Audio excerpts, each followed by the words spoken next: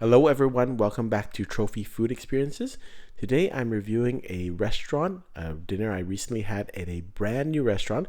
It opened on May 9th and I visited the restaurant just a couple days later. I was lucky to get a reservation. Perhaps it was because no one knew it was open yet, but this is Riley Fish and Steak, located at 200 Burrard Street in Vancouver in the Waterfront Center, and it's part of the Glowbal Group. So really excited to see it. This is one of the side doors. It wasn't the actual entrance, but you can see it's very sleek, looks pretty high end. So I was really excited and very impressed with my initial impression. They do have some signature cocktails and lots of non-alcoholic, so that I like that. This is their Yuja Breeze, which is fruity and fresh. 3 ounces of sake, kettle, 1 vodka, house yuzu orange, and bubbles and mint for $16. Presentation is okay on this drink. They did have some non-alcoholic drinks, but they weren't quite ready to go because I think 2 out of the 3 drinks they couldn't make because they didn't have the ingredients left. So a little bit of they need a little bit of time to just get things in order, I think. They have an extensive raw bar, which is highlighted by their chilled seafood towers.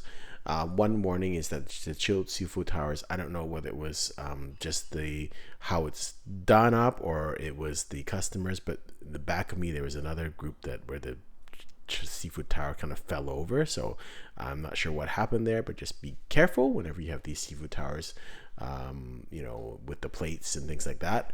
So that's neither here nor there. That's not anyone's fault. Anyways, what we ordered, we kind of started with a this is the snow crab, so it's half pound for $27. Thought it was a pretty good deal because there was, I think, 6 snow crab legs. And just one thing for your information, why it's called snow crab, which we all wondered at our table. Snow crab is because of the meat is snowy white, so that's why it's called the snow crab. This was the other raw bar item that we had. This is the half Atlantic lobster for $29. Again, presentation of both are excellent. They tell us that it's not frozen; it is fresh, either local or from I guess nearby places.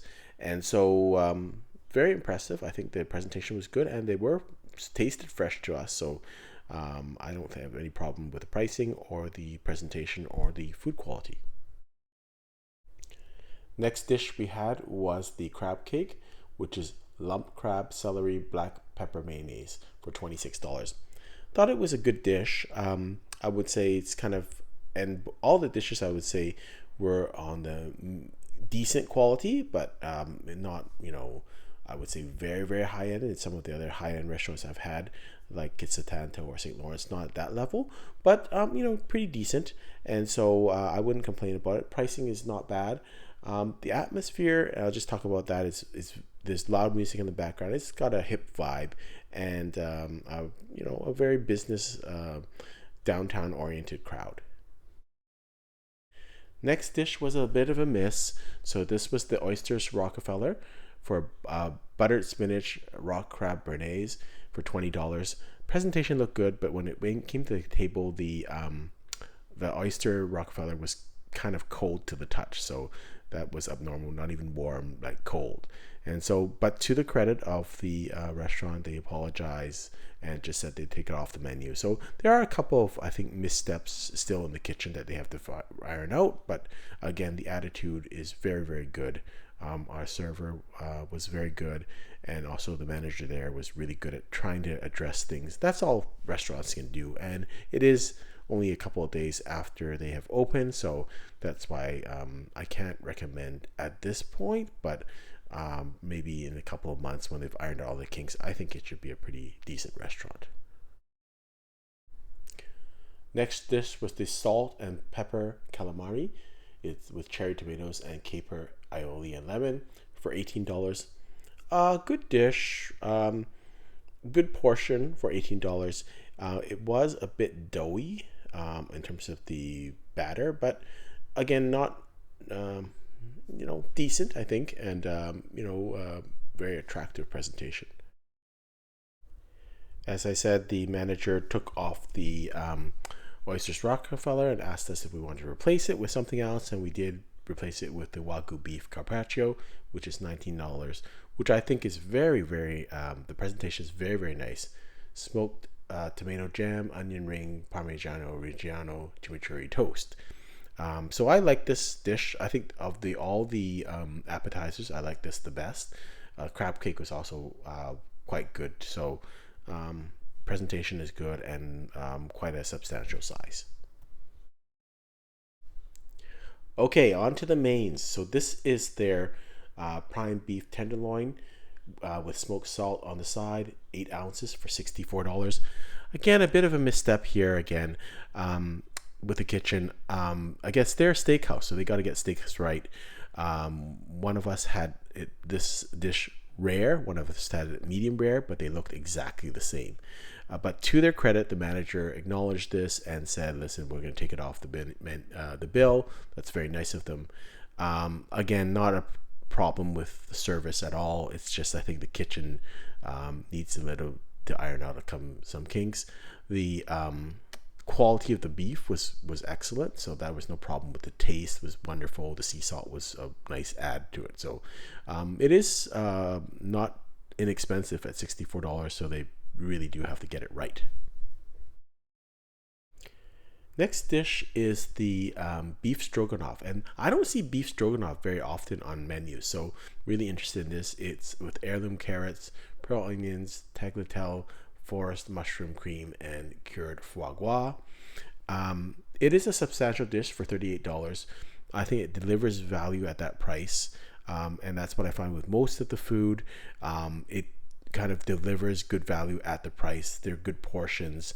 I don't think they over deliver, and in some situations the kitchen hasn't got it quite right, so there's some fine tuning to be done. The other thing about atmosphere is they maybe it won't bother anyone else, but I noted it that the washrooms are all single cubicles and in a row, but you can actually see the washrooms from the main dining area, so you can actually see people going into the bathrooms. So maybe it's nothing for most people, but I was kind of noted because it was a little peculiar for a restaurant. This is their whiskey maple sable fish for $44. It comes with potato risotto, parsley puree, confit, cherry tomatoes, and beurre blanc. The only thing is that all the fish dishes that are entrees have the same kind of plating, so our same accompaniments. So maybe that would be a little boring if you were kind of both having fish dishes. But the actual quality of the food of this one was probably the best of all the main courses that we had. So with the steaks, like most steakhouses, you get nothing. So you get nothing. The sauces are $5, and the sides are also. So that's why it's so much more important that they get the steaks correct, since that's all you get, and there's nothing to hide that. So we chose some sides. This is the Truffle Fries for $10. You have black pepper mayonnaise, and of course ketchup. Fine.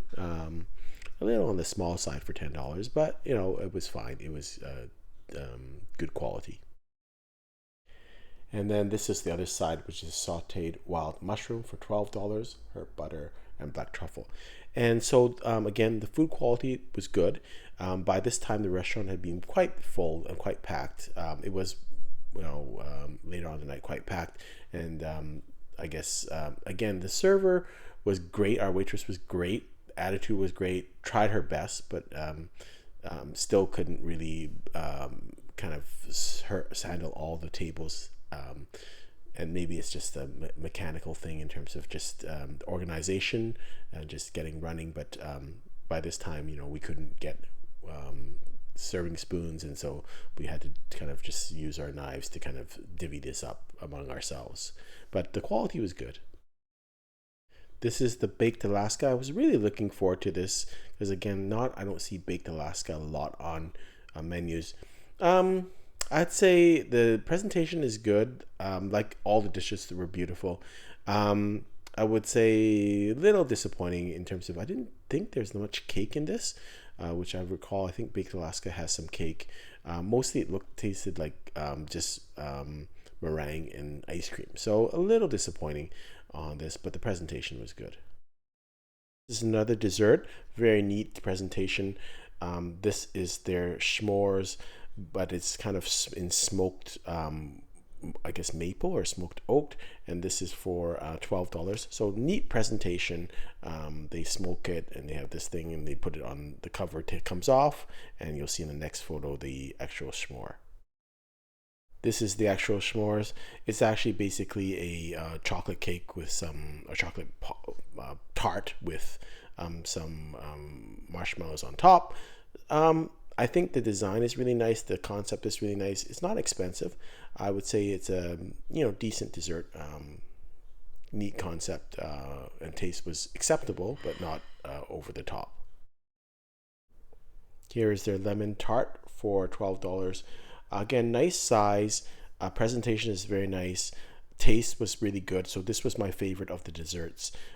The actual cake itself, or the tart itself, is a little bit soft, but it's hard to share because it's hard to cut up, but it's actually, I think, the best dessert of the ones that we tried. Last dessert we had was assorted gelato for $10. Nice presentation. Again, everything was good. I would say the presentation is good. The atmosphere is it's got a good busy vibe. The staff are exceptional. They really want to try hard. I think the general manager is very good about trying to be good to people, and they really want to try hard. I think the kitchen needs a little bit of time to kind of get things straight, so that's why this is going to be not yet recommended. I do believe if you go back in a couple of months, they'll have everything straight, and I will be able to recommend this restaurant.